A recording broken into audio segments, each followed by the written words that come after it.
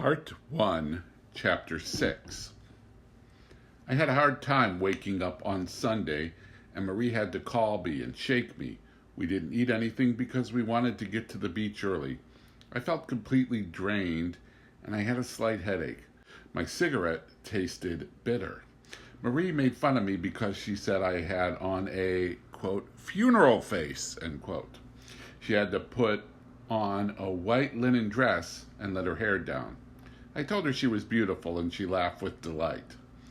On our way downstairs, we knocked on Raymond's door. He told us he'd be right down. Once out in the street, because I was so tired and also because we hadn't opened the blinds, the day, already bright with sun, hit me like a slap in the face.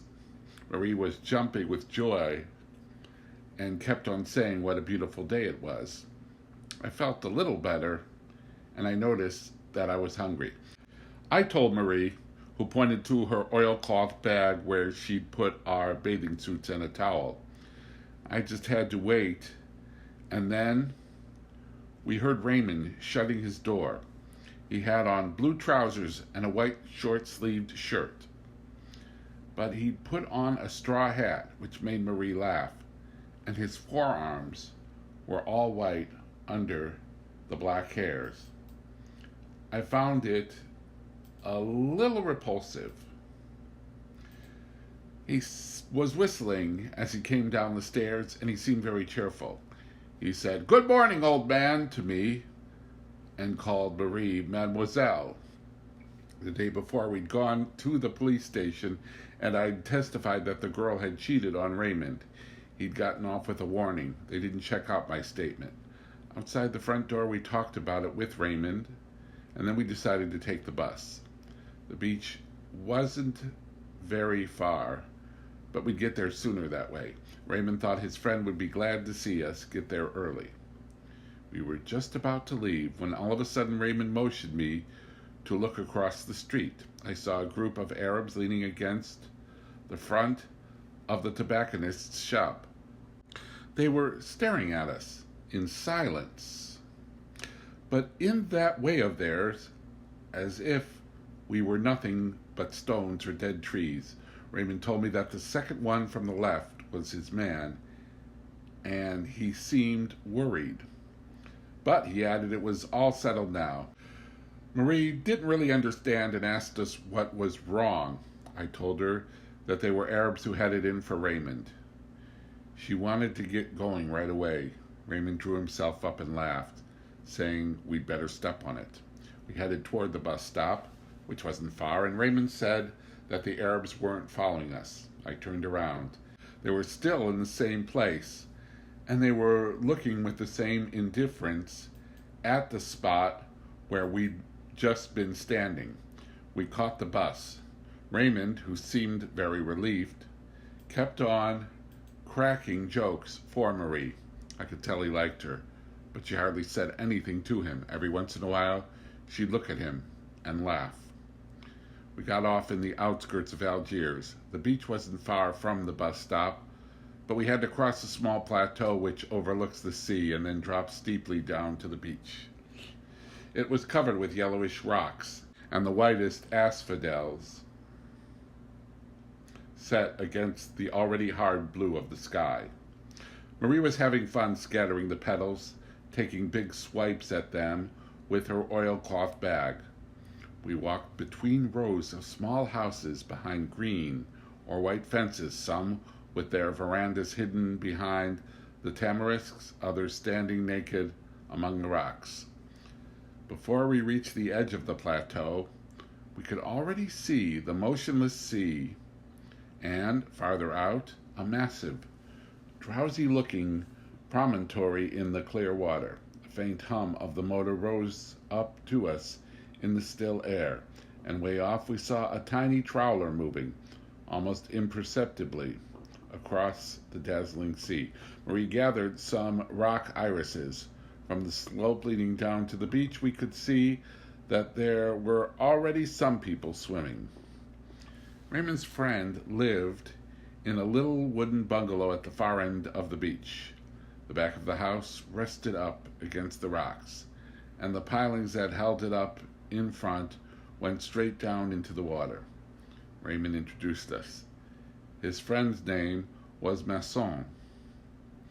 He was a big guy, very tall and broad-shouldered, with a plump, sweet little wife with a Parisian accent. Right off, he told us to make ourselves at home and said that his wife had just fried up some fish she'd caught that morning. I told him how nice I thought his house was. He told me that he spent Saturdays and Sundays and all days off there. With my wife, of course, he added. Just then his wife was laughing with Marie. For the first time, maybe, I really thought I was going to get married. Masson wanted to go for a swim, but his wife and Raymond didn't want to come. The three of us went down to the beach, and Marie jumped right in. Masson and I waited a little.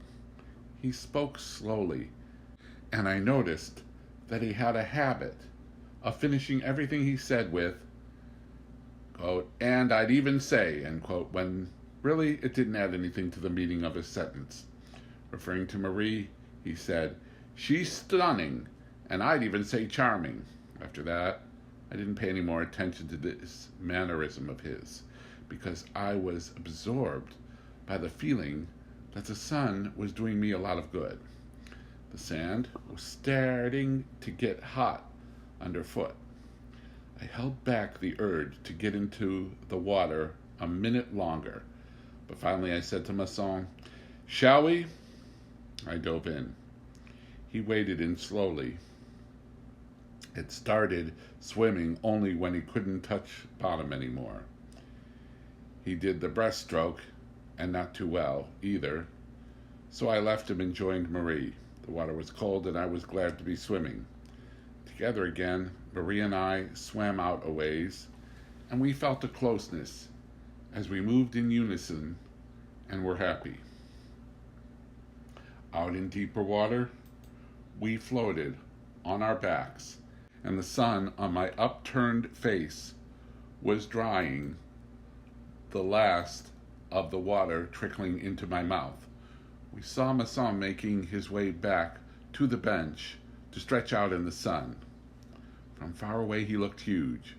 Marie wanted us to swim together. I got behind her to hold her around the waist. She used her arms to move us forward, and I did the kicking.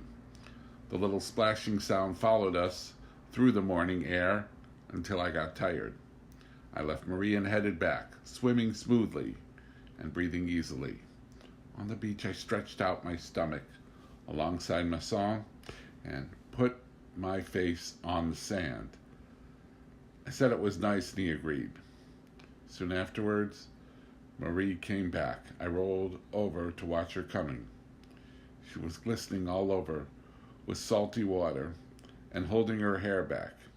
She lay down right next to me, and the combined warmth from her body and from the sun made me doze off.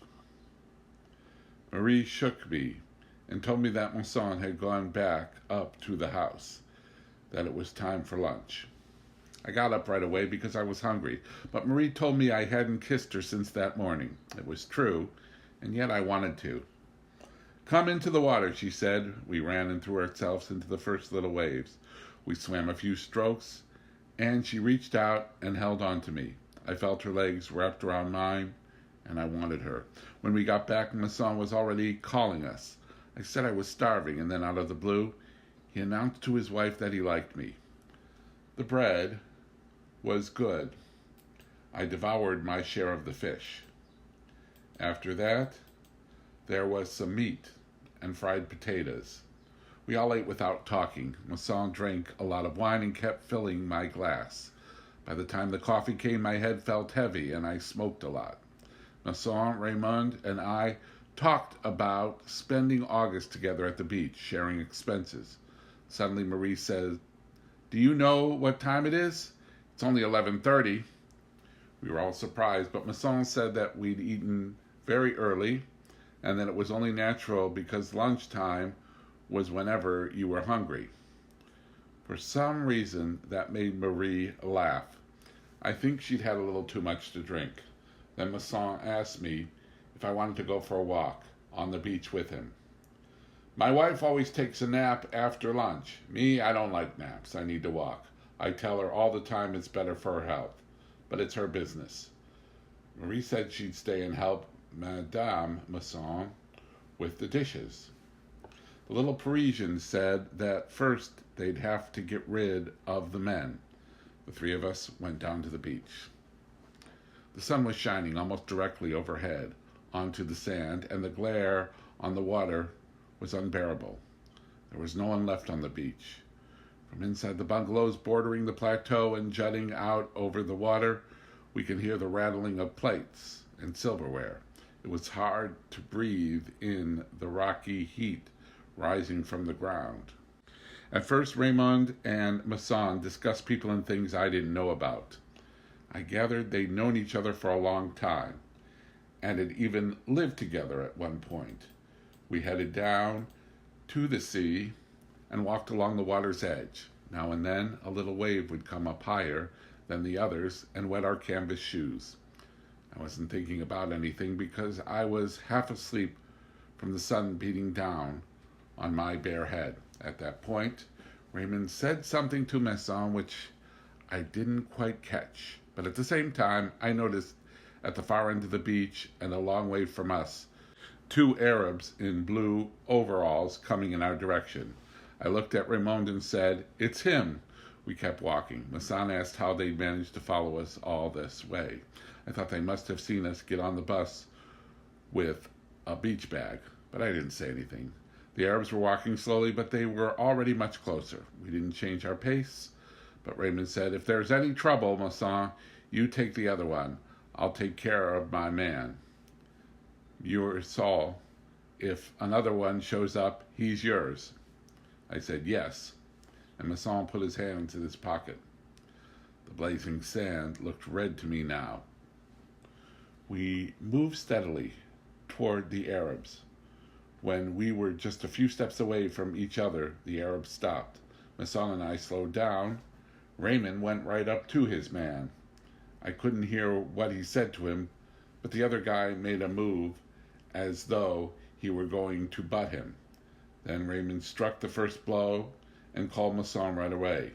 Masson went for the one that had been pointed out as his and hit him twice as hard as he could. The Arab fell flat in the water, face down, and lay there for several seconds with bubbles bursting out on the surface around his head. Meanwhile, Raymond landed one too, and the other Arab's face was bleeding. Raymond turned to me and said, "Watch this, I'm going to let him have it now."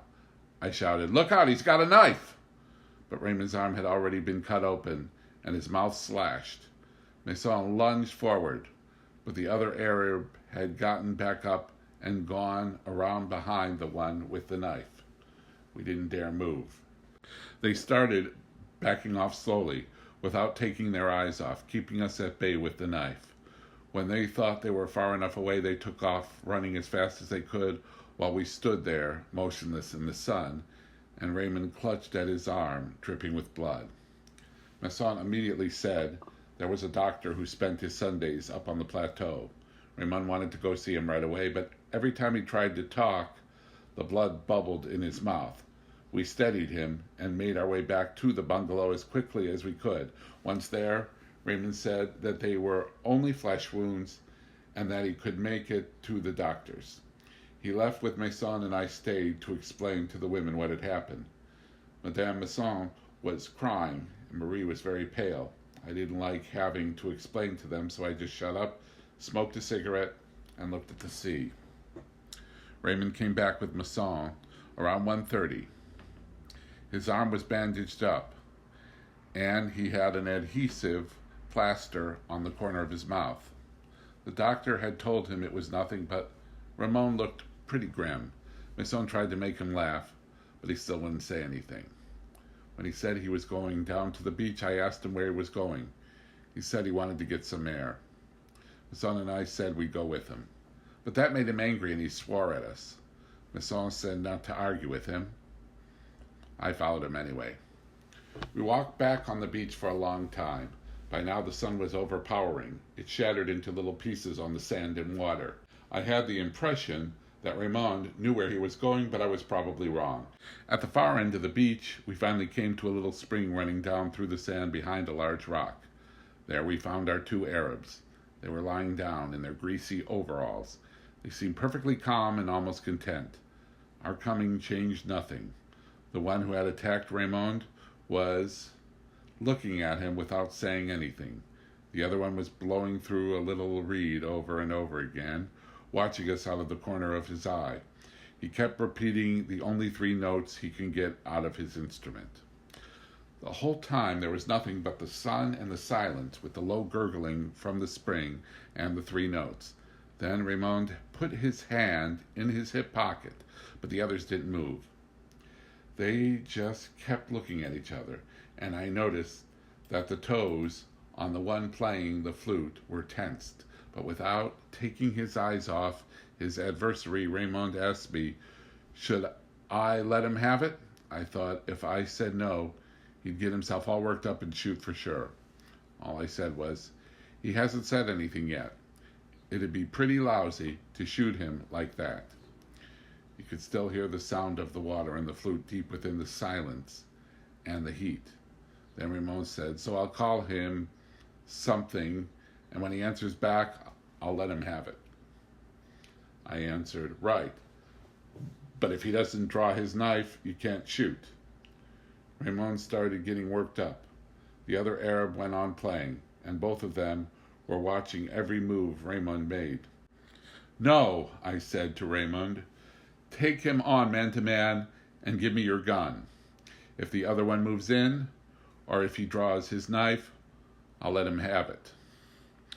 The sun glinted off Raymond's gun as he handed it to me, but we just stood there motionless, as if everything had closed in around us. We stared at each other without blinking, and everything came to a stop there between the sea, the sand, and the sun, and the double silence of the flute and the water. It was then that I realized that you could either shoot or not shoot. But all of a sudden, the Arabs, backing away, slipped behind the rock.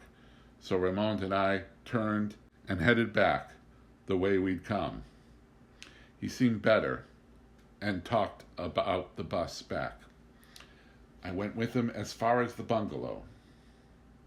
And as he climbed the wooden steps, I just stood there at the bottom, my head ringing from the sun, unable to face the effort it would take to climb the wooden staircase and face the woman again. But the heat was so intense that it was just as bad standing still in the blinding stream falling from the sky. To stay or to go, it amounted to the same thing. A minute later, I turned back toward the beach and started walking. There was the same dazzling red glare. The sea gasped for air with each shallow, stifled little wave that broke on the sand. I was walking slowly toward the rocks, and I can feel my forehead swelling under the sun. All that heat was pressing down on me and making it hard for me to go on. And every time I felt a blast of its hot breath strike my face, I gritted my teeth, clenched my fists in my trouser pockets, and strained every nerve in order to overcome the sun and the thick drunkenness it was spilling over me. With every blade of light that flashed off the sand from a bleached shell or a piece of broken glass, my jaws tightened. I walked for a long time. From a distance, I could see the small, dark mass of rock surrounded by a blinding halo of light and sea spray. I was thinking of the cool spring behind the rock. I wanted to hear the murmur of its water again, to escape the sun and the strain and the woman's tears, and to find shade and rest again at last. But as I got closer, I saw that Raymond's man had come back. He was alone. He was lying on his back, with his hands behind his head, his forehead in the shade of the rock, the rest of his body in the sun. His blue overalls seemed to be steaming in the heat. I was a little surprised. As far as I was concerned, the whole thing was over, and I'd gone there without even thinking about it. As soon as he saw me, he sat up a little and put his hand in his pocket. Naturally, I gripped Raymond's gun inside my jacket, and he lay back again, but without taking his hand out of his pocket. I was pretty far away from him, about 10 meters or so. I could tell he was glancing at me now and then through half-closed eyes. But most of the time, he was just a form shimmering before my eyes in the fiery air. The sound of the waves was even lazier, more drawn out than at noon. It was the same sun, the same light, still shining on the same sand as before. For 2 hours the day had stood still. For 2 hours it had been anchored in a sea of molten lead. On the horizon, a tiny steamer went by, and I made out the black dot from the corner of my eye because I hadn't stopped watching the Arab. It occurred to me that all I had to do was turn around, and that would be the end of it. But the whole beach, throbbing in the sun, was pressing on my back. I took a few steps toward the spring. The Arab didn't move. Besides, he was still pretty far away. Maybe it was the shadows on his face, but it looked like he was laughing. I waited. The sun was starting to burn my cheeks, and I could feel drops of sweat gathering in my eyebrows. The sun was the same as it had been the day I buried Maman. And like then, my forehead, especially, was hurting me, all the veins in it throbbing under the skin. It was this burning, which I couldn't stand anymore, that made me move forward. I knew that it was stupid that I wouldn't get the sun off me by stepping forward, but I took a step, one step forward. At this time, without getting up, the Arab drew his knife and held it up to me in the sun. The light shot off the steel, and it was like a long flashing blade cutting at my forehead. At the same instant, the sweat in my eyebrows dripped down over my eyelids all at once and covered them with warm, thick film. My eyes were blinded behind the curtain of tears and salt. All I could feel were the symbols of sunlight crashing on my forehead, and indistinctly the dazzling spear flying up from the knife in front of me. The scorching blade slashed at my eyelashes and stabbed at my stinging eyes. That's when everything began to reel. The sea carried up a thick, fiery breath. It seemed to me as if the sky split open from one end to the other to rain down fire. My whole being tensed, and I squeezed my hand around the revolver. The trigger gave. I felt the smooth underside of the butt, and there in that noise, sharp and deafening at the same time, is where it all started. I shook off the sweat and sun. I knew that I had shattered the harmony of the day, the exceptional silence of a beach where I'd been happy. Then I fired 4 more times at the motionless body, where the bullets lodged without leaving a trace. It was like knocking 4 quick times on the door of unhappiness.